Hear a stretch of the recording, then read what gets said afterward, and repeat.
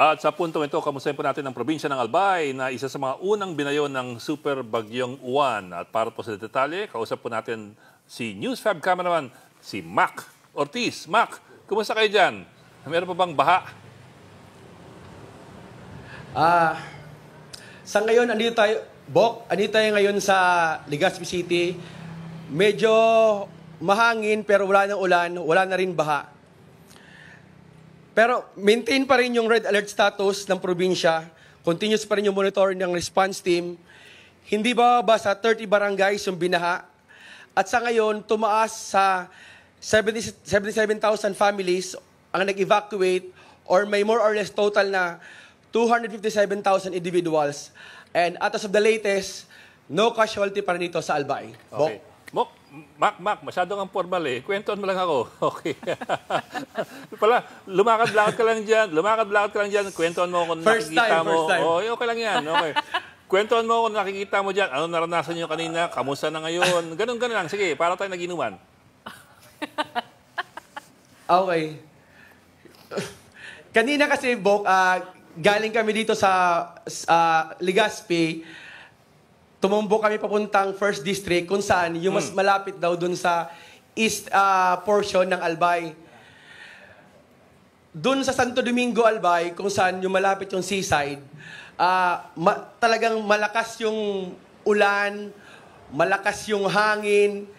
And as we go papunta dun sa Tabaco, nadaanan natin yung mga bayan ng Bakakay, Malilipot.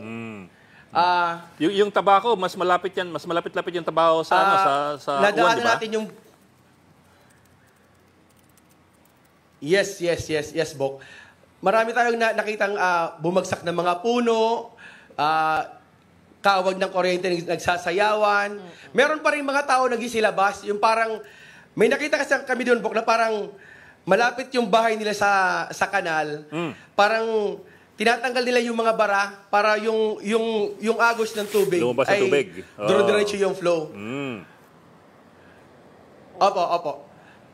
Ito, nakikita nga natin Tapos, yung video. pagdating naman namin ng Tabaco, yun, parang doon namin doon yung peak nung lakas nung hangin. Tabaco, syempre, malapit na yun sa dagat. Tapos, pumunta kami doon sa may area ng parang pumunta kami doon sa may parang port area. Meron kami nakitang may parang tumaob or tumagilid na medyo malaking bangka. Malakas pa rin yung hangin. Tapos kasagsagan nung bagyo, meron pa rin tayong mga kapatid na inaayos yung kanilang mga bahay.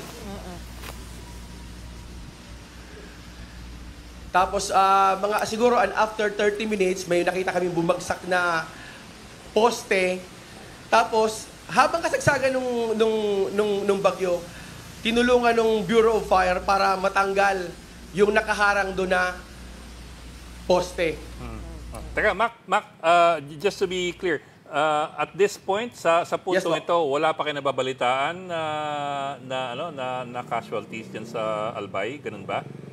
At least at this point, sa puntong ito. Yes. Bok, bago tayo mag-live dito, pumunta tayo doon sa APSIMO. Yung latest report nila, no casualty pa rin po, Bok. Okay. Ano yung APSIMO? APSIMO is, what does that mean? Albay... Albay... provincial, provincial, basta... di ko lang, sir, maalala, sir, yung parang yun yung sa... rescue and disaster tool nila. Okay. That's all I need to know naman eh. So as of kanina, when you checked with APSIMO, wala pang reports of any casualties doon sa Albay, which is good. Pero at the same time, hindi tayo makakasiguro kasi baka mamaya merong missing lang at may makita tayong Yes po. Oo, kasi tinatanong natin yung... Go ahead, Mac. Sige lang, Mac. Sige lang. Chill ka lang dyan. I-check po natin kasi galing kami sa First District. Wala pa kaming dun sa area ng Third District. Yung, for example, dun sa may Pulangi, dun sa area ng Ginubatan kung saan may mga reports tayo na nakita na yung flash flood or yung lahar. Ay, oo. Oo, Mac, tama. And wala pa rin tayong nakuhang report. Oo, Mac, tama. Well, buti binanggit mo yan. Doon po sa isang Sige, Mac. Buti binanggit mo yung Ginubatan. Sige. Sige po, Sir Ed. Pag may pagkakataon ka, i-check niyo yung Ginubatan kasi yan na madalas ang merong natotrouble na tao dahil sa lahar flows. Magmula ng 2007, parating tinataba ng lahar yan. Yung mud flow ng 2007, daming namatay dyan sa Ginubatan Kasi yan ang may ilog galing sa Mayon. At diyan dumadaloy ang mga malalaking tipak ng bato at yung buhangin.